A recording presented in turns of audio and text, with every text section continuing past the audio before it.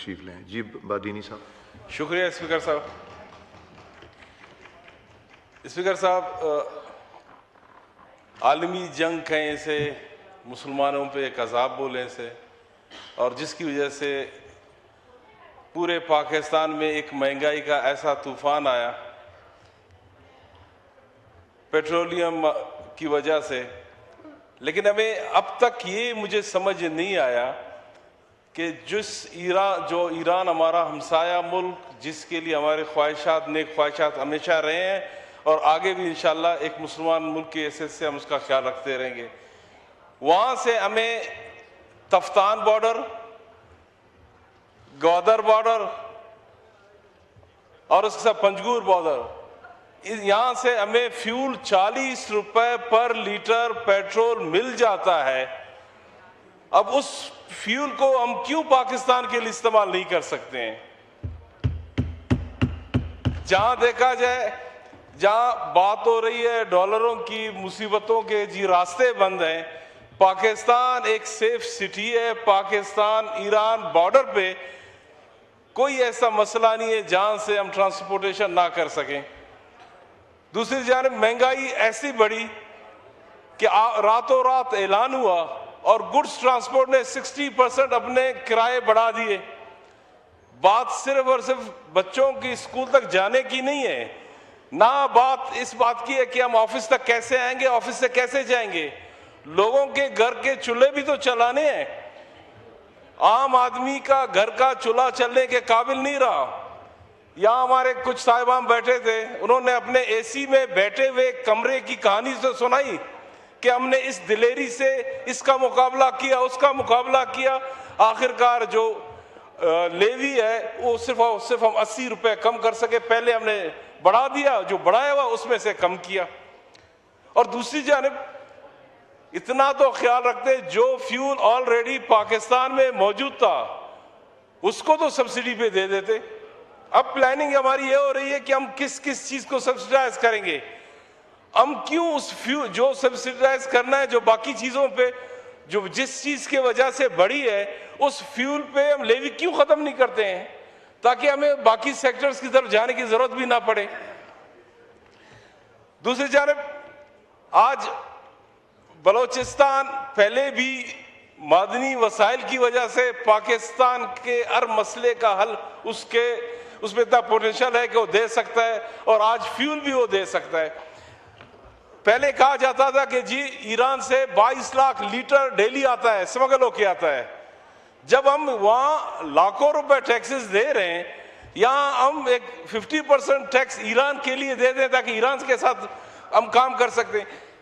India और Iran तूमर और रुपए पे काम कर सकते हैं, हम पाकिस्तान क्यों रुपए पे उसके साथ काम नहीं कर सकते?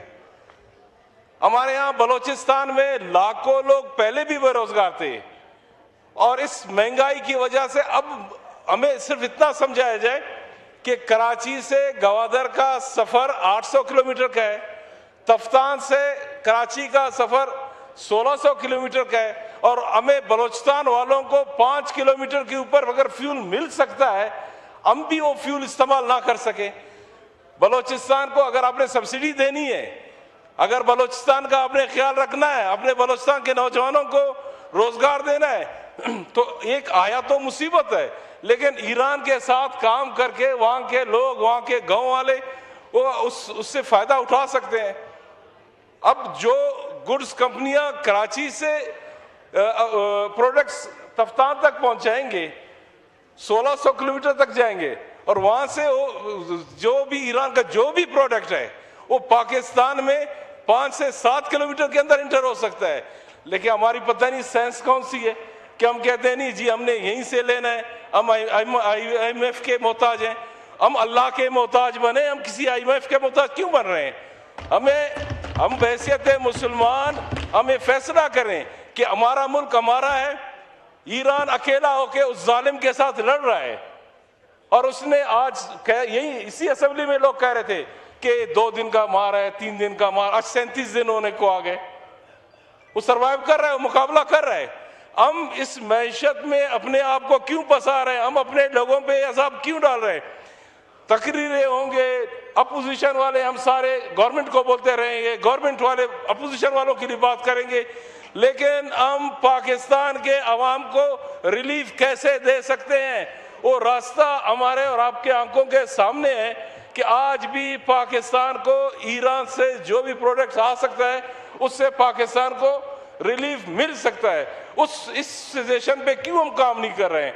और हम वाकई अगर ईरान को ख्याल रखना चाहते हैं, ईरान मुल्क का ख्याल रखना चाहते हैं, अगर फाइनेंशियली उसका सपोर्ट कर लेते हैं तो उससे कुछ हो ना हो तो शायद रब के दरबार में इतना हो कि हमने किसी का कुछ मदद तो किया। बाकी मसाइल अब तो पेट्रोलियम पे है। जितना हमें पता चला है कि विद इन 1-2 डेज आपका जो बिजली के है उस पे भी टैक्सेस आने वाले हैं, वो भी बढ़ने वाला है। और दूसरी जगह में मैं हमारे इलाकों में एक दुकान की किराया जो है ना 5 से 7 हज़ार है। जो कमर्शियल यूनिट वो यूज करते हैं जितने का, या इस्लामाबाद में 20 लाख रुपए का दुकानदार का जो किराया है वो भी उसी रेट पे इस्तेमाल कर रहे हैं। कम से कम जिन इलाकों में जो छोटे गांव हैं, छोटे इलाके जहाँ 5-7 हज़ार रुपए के दुकान का किराया है, उसको तो उसमें रिलीफ दे दें ताकि बाकी मसलों से वो बच सके। और यहाँ मेरे एक भाई साहब ने कहा कि जी जमींदारों से आप टैक्स ले, जमींदारों का वजह खून रह गया, अगर आपने लेना है ले लो, बाकी जमींदारी हमारी नहीं रही है, जमींदार फारिग हो चुके हैं। हम अपने बुजुर्गों के नामों पे मजबूर हैं, उन जमीनों पे बैठे हुए हैं, वरना हमारे बस चलता हम सब के सब यहाँ इस्लामाबाद में रह रहे होते, हमें कोई शौक नहीं था किसी को उन जमीनों पे जाने का। हम कोशिश हमारी हम सब की ये हो, जिस तरीके से अलीमत भाई ने कहा कि सजेशंस आया उस पर सर जोड़ के बैठ जाए और इस असेंबली के फ्लोर से और इस असेंबली के अंदर से और एक मुश्तरका इस किस्म का ऑप्शन जाए जिस पे पूरे पाकिस्तान को किसी को भी उस पर एतराज़ ना हो। अगर मुश्किल वक्त आया ये सब फैसला करते हैं मुश्किल का गुजारा हमने कैसे करना है, तो मेरे ख्याल से पाकिस्तानी अवाम भी उसको करेगा। बहुत शुक्रिया स्पीकर साहब, बहुत शुक्रिया।